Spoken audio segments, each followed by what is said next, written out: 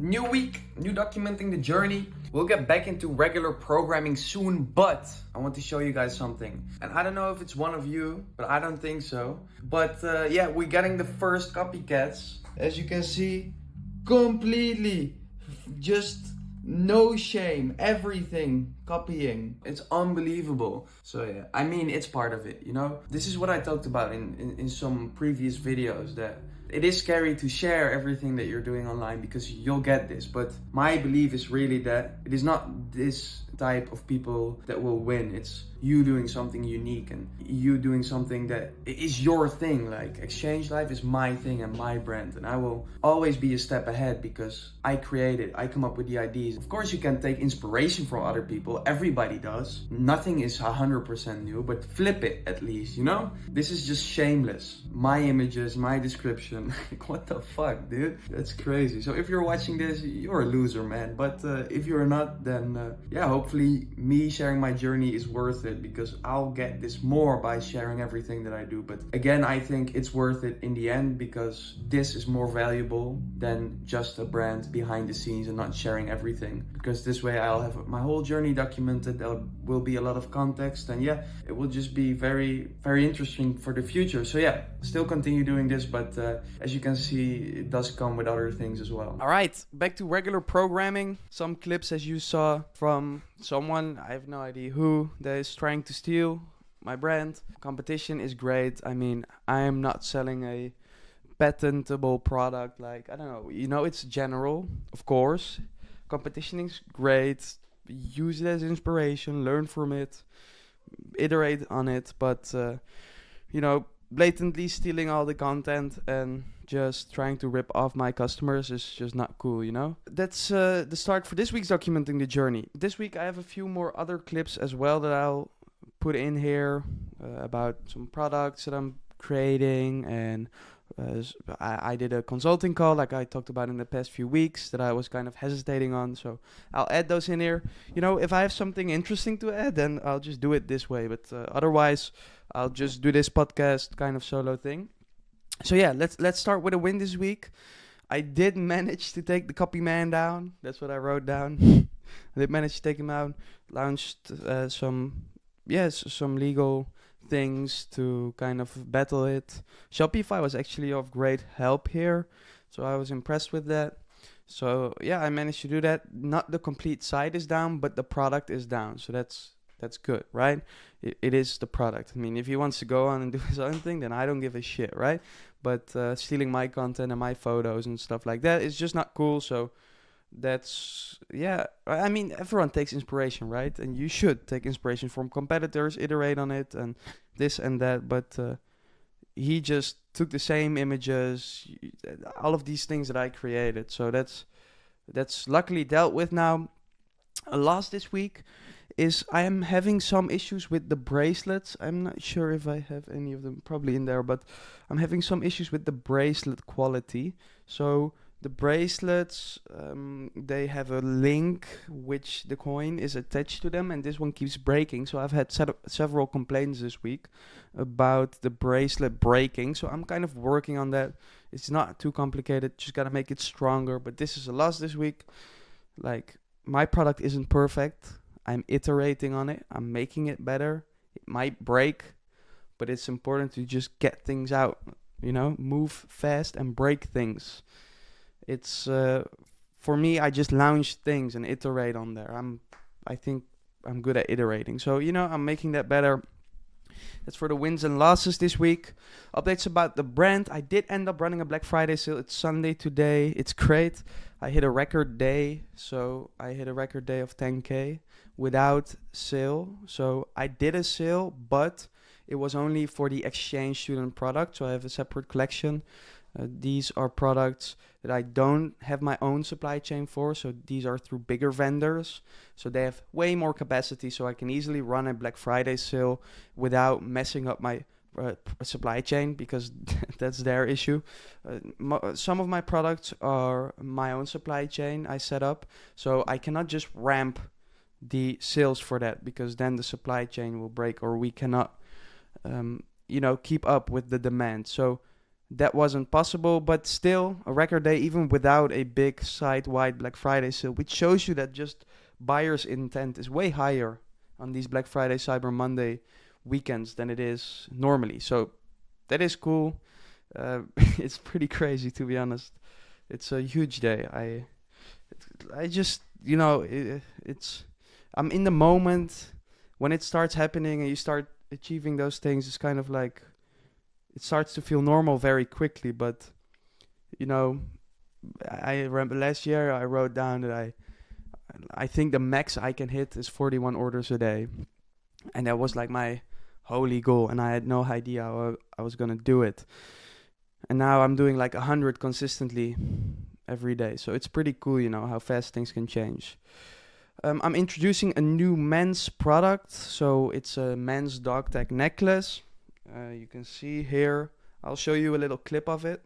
Here is the new men's necklace. As you can see, this is a sample, so it's normally not packaged like this, but it looks good. It is a bit tall, so I think next batch I'm gonna do it a bit shorter, maybe to about here, because it's hard to fill up the maps like this, or I have to place them completely above each other. But it's fine, we'll see, I'll play with it. But working on new products, releasing men's products as well. Yeah, just expanding the product range, as I said, just launch things, move fast, probably improve on it, right? But I was getting requests for men's products, so what do? I introduce a men's product.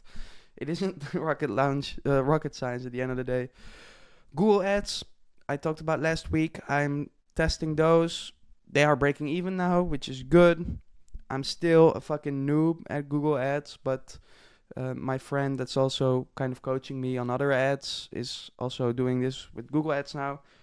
Again, when you start with something, it seems very complicated, but these platforms, they should be usable for most people, right? So when you get into it, it isn't that complicated. It just looks complicated. But once you know what you're doing, once you know what to optimize, then you realize that it is not that hard. So yeah, let's see how that goes. The customer service is going better. As I said last week or the week before, I hired someone to help me with customer service. I still have to double check everything, but how I'm doing it now is making sure to double check everything. And then once you see it gets better, then you start double checking less and less and less until it's all perfect. And then the person is trained and is ready to do everything themselves. There have been many back-end issues this week. I'm having a bad day today. Not getting much done. It's a Thursday today. Sitting here in my jacket because it's getting fucking cold in the Netherlands. It's really time to get out. A few more weeks. Not much planned for today, and then a bunch of problems came up. It's almost like if you don't plan your day, then you just create problems for yourself or something like this. I'm working on different backend systems. Again, because I have personalized products, there's a lot of processes that need to work in order for my store to work, because we have to create every product one by one. So there were some issues in the processes, and I'm moving shipping providers, and there's a bunch of things that I have to figure out and automate, which is like some nerd shit that I'm trying to understand. So not the best day, but you'll have these. It's fine. I mean, I still got shit done even on the bad days. That's when you know that you'll be fine. If you'll even get shit done on the bad days, then you cannot lose in the long term. With skill comes issues, and especially, as I said many times, I'm doing custom products, so it is very complicated. There's very complicated processes to make it all happen, because, for instance, every product needs to be customized, so there is just a lot of room for error. So you need good automations, good systems, and yeah, you need to have it all down for it to really work. So I had many issues with that this week. Some things breaking, some automations breaking, and these things often happen when I'm in there trying to change something. I'm like, I have an idea for this automation. I want to move this or change this, and then I do that, and then it breaks. So I kind of learned that I'm just not gonna touch it anymore, and I'm going to let someone else do that. I think I found a good engineer that can help me with this. He's like very good at all these automation softwares. I went through like 4 or 5 automation experts or engineers or whatever you want to call them. But again, many of them are very slow, and I do not like to work with slow people. So I need things to be quick and fast. And, I know a thing doesn't take 2 days to implement. Like, I'm in there myself. I might break it, but if I would do it right, then it is only 5 minutes to change that thing. So it is, I just need someone that works fast. So I think I found one now that is like, I just made him responsible for the automations and responsible for it not breaking. So yeah, we'll see how that goes. Anyways, if you don't have a backend, you don't have a business. That's what I wrote down, because it can all look very fancy in the front, and of course you need to bring in customers. But if you're not then delivering on what you're promising them, then your business will break sooner or later. So, and especially in my case with custom products, this is so important. Like, my backend is probably more important than my front end, because people might buy quicker on the front end because it's personalized for them and special. But if it doesn't deliver on the back end, then they will even be more disappointed. So yeah, this is very important. And I think I finally have like a solid foundation with him that can really fix things and solve issues. So we'll see how that goes. I had a meeting with a creative agency this week. So I talked about this in the past few videos, that I really need some guidance on how to create good ads, winning ads consistently, put a system behind it instead of just me freestyling it, which I've been doing so far with most things, to be honest. I mean, you watch my older videos and you can see it's everyone is just freestyling, but I want to really put a method to the madness, I guess. So yeah, I learned a lot there. I'll put a little clip in it here. I recorded it. I asked if I could. He said it's all right. So I'll run a little clip. Is there anything else that you're saying, like you should do this, do it, or this is? I think the first thing you need to do is get some more variety in there. Yeah. In terms of different creators, different styles of ad creative. Get some gifting stuff up there. You just try some new ideas. That's what you're really missing right now. I think focus on that and then see where you get to. Instead of doing things that I think work because they've worked before, new concepts, like new things. Try some. If it flops, it flops. You turn it off. Do I give them, for instance, 2 weeks? So should I launch new ones every 2 weeks or every week, or what? You can launch them every week. Launch them every week. See how you get on. Like, give them a decent amount of spend, but don't let it get out of hand if they're real shitters. Yeah, I think other than that, man, I think I don't think you're giving yourself enough credit in terms of, what you've built, and actually you can make good ads. I wouldn't sit there and, kind of hope to hire an agency to fill a gap, which you're already doing pretty well. I just keep on going and learn as much as you can. But I think you've done a really solid job so far, and I don't think you should. Yeah, I don't think you're giving yourself enough credit for it. I think you just need to learn more about it and just like how it works and just understand it more. So yeah, as you can see, that's nice. I just learn things, and I just learn things from people that are doing it better or doing it from multiple brands, and figuring out what I can improve. And yeah, it's just such a hack, to learn things from people that have done it before. I credit a lot of that to, where I'm at now with the brand, to learning from people that have done it before. So let me think. Some key things that I learned there is that I should give myself some more credit. That's what he was saying. My creatives we're good. I'm scaling on my own creatives, but I wasn't giving myself enough credit, I guess. But hey, I don't know. It's a good thing to keep improving. Some other things was there were some obvious angles that I can use that I wasn't using. More diversification instead of using the same clips. More creators instead of using the same creators. So all of these things that I'm going to apply, some specific ad IDs that I'm going to apply. So yeah, this is great. If you can, just try to get around people that are further than you or that are doing the thing that you're trying to do, because it will make your life a lot easier and you will get there a lot quicker, even if you have to pay for it, For example, hiring him was like 250 euros for an hour. Sounds like a lot, right? But if the ROI, I don't look at costs like this costs this much. No, I'm looking at it, how much is it going to give me? And if I would hire a full service creative agency for my creatives, that would cost like 5,000 to 10,000 a month. So if I do 2 of these calls every week, I save a lot of money and I get the knowledge in-house and I can build up my own system and save a lot of money on the long term. So yeah, that's cool, I guess. I'm still testing out people for email. I've not found the right candidate yet. still figuring out, do you want like a seasoned freelancer that charges 50 euros an hour? Do you want maybe a cheaper VA, or do you want somewhere in the middle, or do you want an agency? It's, you know, I don't know. Right now I'm just launching out my own emails, just typing them up there like text-based emails, and they're still getting sales. So it's also not rocket science, you know? I don't believe you need a very expensive agency for email. So that's it kind of about the brand this week. In general, I am definitely longing for connection. I'm feeling kind of isolated. I can do it, but it is definitely not for the weak. That's what I wrote down. So, yeah, I talked about last week that if I need to do this, I can do this for 6 months, for example, sit at home.